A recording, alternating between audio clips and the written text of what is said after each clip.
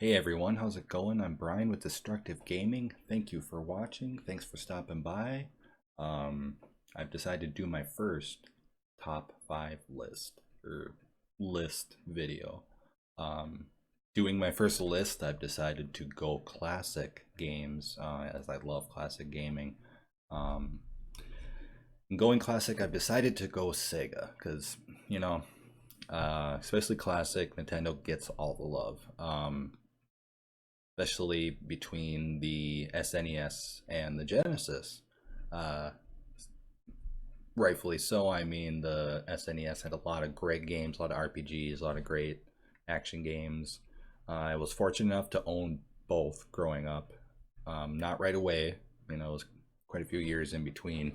Um, but Sega was always more, to me at least, the action game, the arcade port console. I had a lot of fun playing it. So, I decided to do this. So, the Game Gear Macro. The Game Gear Macro is a handheld. It has 4 games on it. It's $50, and they have 4 of them. All 4 of them had different games. So, I kind of researched some of them. I don't remember what they are. I was never big into handheld. So, but to get the whole collection is $200, which pretty steep for handheld. Uh, if you go the Sega Genesis Retro, it has 40 games on it and it's $50. Way better deal. I would suggest doing that. Not that you asked, but um, so that's why I decided to highlight Sega Genesis games because I think it's better. I don't think the Game Gear Macro is really worth it. Um, that being said, I was looking at the list of the games on there, the 40 games, and these 5 games I picked are not on there. So I've decided to make a video about the top 5 games I actually played as a kid on Sega that are not on there. So let's start the video and let's go to number 1. Justice is a story about a guy who crash lands on a planet. I don't know if it's an alien planet. He crash lands with a ship and he dies. They bring him back to life and they turn him into a cyborg. 90s. All right. There's a short cutscene explains what's going on, shows him dying. They bring him back to life. That's how you know. Then he's a cyborg. Then it goes into the character creation. The character creation was pretty cool. You could go with like the tank character. He had bigger parts, a track for legs, or he could, and he was slower, but he was stronger. Then there was the weaker guy, the more agile guy, where he could flip around, had skinnier legs. Not very powerful, didn't have a lot of health, but you could, avoid people easier. And then there was the normal, standard guy across the board. The cool part about this game is when you made your character, you could mix and match the parts. You could have a tank torso, normal legs, or any combination of the 3, because there's 3 people. So you could do all of that, which, not a lot of games had character creation back then, much less be able to customize in the character creation different parts and legs. So, and I think, they could get away with that because it had cyborgs. You can't really do it with humans, I guess you kind of can, but it'd be weird, you know. Um, so the fighting's really good. There's a normal kick, punch, jump, weapon, all that stuff. The cool little layer on this game is you can rip off the limbs of the cyborgs. You can go up to your enemy and just take their arm, rip it right off, and you have their weapon because you can put it on you. Then you can tear off your arm, put their arm on, and you can have a weapon on your hand. The cool part is once you get good at the game and you know the buttons, you can actually run up to your enemy, grab his torso, and just tear it right off. Instant kill. You toss it, he blows up. So satisfying. Once you pull it off, it's great. Great mechanic. Once again, one thing this game could get away with because it's a cyborg. There's no blood squirting everywhere. So another cool part about the game is there was multiplayer co-op, couch co-op. Almost every game had it back then.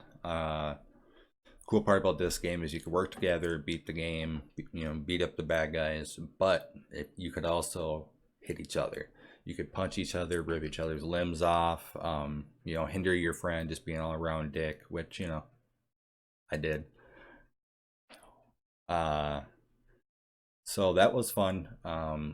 Games back then were always more fun with friends, much like now. You know, we didn't have internet connections, or if we did, they weren't stable enough for video gaming, really. But we made do. Our friends came over to our house, sat on our couch. We had two controllers, and we played on the same TV. It was a lot of fun. You know, sleepovers, doing that stuff. I played this game a lot when I would have sleepovers. So if you never played it, give it a try. Great beat 'em up. Not a lot of people have played it. Go play it. Number 2, Booger Man. Oh boy, what to say about Booger Man? It's a really good action platformer that was not your usual action platformer, I guess. It was pure 90s gross out humor. You flicked boogers for projectiles, picked up plungers, would go into toilets for saving and warping. I didn't play this one as much as the other ones on the list, to be honest with you. Not that I didn't like it, I didn't play it as much. It's just one of those games where it's slightly like an uncomfortable cartoon. It's not made for kids. Kind of like Ren and Stimpy or like Garbage Pail Kids, from, if you know what any of that is from back then. But I will probably play it again soon. Just watching videos of it making this, it made me want to play it again. And I do play games live on Twitch, twitchtv.com/destructivegaming19, shameless plug. So yeah, I will probably do that pretty soon. So yeah, give it a try this game out. If you don't want to try it, watch me play. PacMan, you gaming icon, you have been around since the beginning and you never change. Even your superior spin-off game, Miss Pac-Man, is the exact same, but better somehow. I don't know how you do it, but it's great. When you pop in a Pac-Man game, you know what you're getting. Fast-paced, arcade, slightly puzzle action fun. You're gonna chomp some circles, eat some fruit, and kill some ghosts. It's a great time. When I first put this in, I wanted to smash it. I was like, what is this hot garbage that is in my console right now? This is not Pac-Man. It opens up with like 3D characters, and you don't control Pac-Man. No, you just control where he looks. You direct him. And you say to me, well, yeah, Brian, I would smash that too, and then take a crap on it. I'd say, whoa, my overreacting friend, don't take a crap on it. Actually play it. It is a good game. Once you get used to the mechanic of actually not controlling him and just directing him with this little slingshot thing, it is a wonderful puzzle game that probably not a lot of people have played. You can knock down enemies with a slingshot, scare them away, knock down items, direct him, scare Pac-Man himself. You get upgrades that I don't want to tell you about because I want you to play it. I don't want to spoil too much, but yeah, it's just a great game. It has an art style that it looks like you're playing a book. That, you know, you don't see that too often. At least that's what I see when I play it. So, but yeah, you go on this adventure where you have to get milk for your baby at first, and doing that, you run into, you know, the townspeople and everything that's going on, and then you run into the ghosts, which finally you see the ghosts, and it's kind of a puzzle to find the ghost. Once you find the ghost, by then you figured out how the game kind of works, and that's when you finally eat the power orb and you turn into Super Pac-Man, and you fly around with a cape, mask, and everything, and you eat the power orb, and then you can eat, the ghosts. It was really fun when I first played it, and I was younger. I loved it. I loved flying around, like Super Pac-Man, you know. Always laughed about it. But I'm not gonna spoil anymore. I want you to play it. If you can get your hands on it, play it. It is a fun game. Yeah, pick it up if you see it. All right. On to number 4. Number 4, we have Super High Impact. It's one of the many non NFL licensed games that were out back then. Um, and even back then, there were licensed NFL games made by other companies. Yeah, EA. I remember those times. And a lot of them were great games. But I think this is one of the better ones that's not an NFL game. I could easily pick like ESPN Sunday night or Monday night, the other football games. But I decided to do this one. It's one of those, off the wall football games where they're just hitting each other super hard. You can hit a guy so hard his helmet flies off his head. You can hit a guy where his whole uniform flies off. You break his knee. He's screaming, "My knee, my knee." Defense hits people so hard they scream, "Somebody get a body bag." You can start fights. It's just one of those really fun sports games. It doesn't take itself too seriously. You can have a lot of fun playing with your friend. But yeah, it's a really quick game though when you play it. The games go really fast. You score a lot. It's more of an arcade game. It's actually an arcade port, I believe. So, which Sega had a lot of. So if you ever see this game, just like a lot of games on this list, pick it up, play it.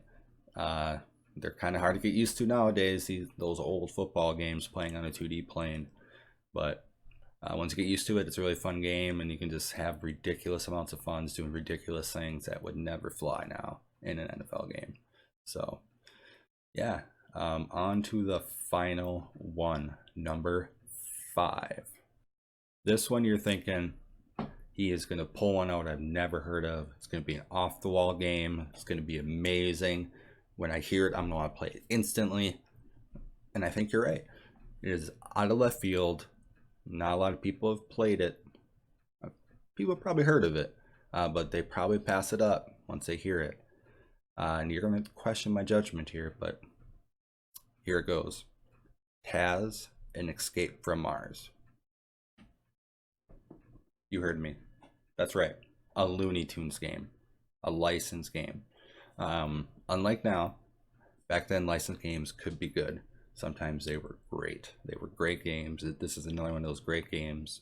Action game where Marvin the Martian abducts Taz, brings him in his ship, flies him to Mars, and puts him in a zoo. That's what one does. And then, hilarity ensues and chaos. Now, if you're a Taz head like me, you know what happens next. Taz breaks out of his pen, destroys everything, lets out the other creatures or kills them straight outright because he's Taz. He's a BA. And then all the creatures you run into are really creepy looking, but Taz is more than capable of taking them out. They're pretty big. Starting with his basic spin move, which is super powerful. It's one of the moves you're going to use the most, and you have it right away. It breaks walls, kills most enemies, and it also does like a Mario wall jump where you spin and you can go up walls by bouncing, and you can get up higher, find secrets. Speaking of secrets in the game, there's tons of secret rooms, power-ups. One of the power-ups is you can shrink super small, and then you can sneak into other things and get the other power-ups where you can like eat gasoline and spit fire, which you should never drink gasoline, kids and adults. And then you can get another power-up where you grow super big, smash all the enemies, smash all the walls. There's many more I'm forgetting because I haven't played it in a while. But it's just one of those games where you see it maybe somewhere and you're like, oh, Taz Escape from Mars. No, not playing it. Looks dumb. It's probably a shovelware game. No, it's not. It's a great game. There's a ton of levels. A lot of them have a great art style. They're very varied. Very varied. Taz has a very good look on his face. He's very animated. His spinning looks great. Most of his power-ups look good. Sometimes he looks a little goofy moving around when he's big, but being giant and being 16-bit, it's gonna look a little silly, but it's aged very well from the videos I watched. So if you see it, pick it up, play it any way you can. It's a very fun game. So yeah, it's one of those games that's been under a rock forever, and I just wanted to pick it up from under that rock and show it to you. So there we have it, my top 5 Sega games I played as a kid. I picked these ones because it's easy to pick the usual ones, your Sonics, Knuckles, Desert Strike, King of Monsters, Mortal Kombat, Sega had Blood, you know, yada yada yada. You can go on and on and on. There's hundreds and thousands of classic games, hundreds of good ones. But I picked these because I actually played these as kids, except for Booger Man. I kept that in for the shameless plug. I played it, just not a lot. I actually own these games. I still do. There's Taz. Cyborg Justice. Booger Man. Super High Impact. And PacMan. So yeah. I mean, that's it for the video. Thank you for watching. I appreciate just you watching. You can find me on Twitter, Instagram, Facebook, Twitch, everywhere. Look for the logo, look for the explosion, look for DG logo. That's me. All right. So if you could just leave a like, that will help me out greatly. Subs always help too. So yeah, you guys stay healthy out there, stay safe. Thanks for watching. See you later.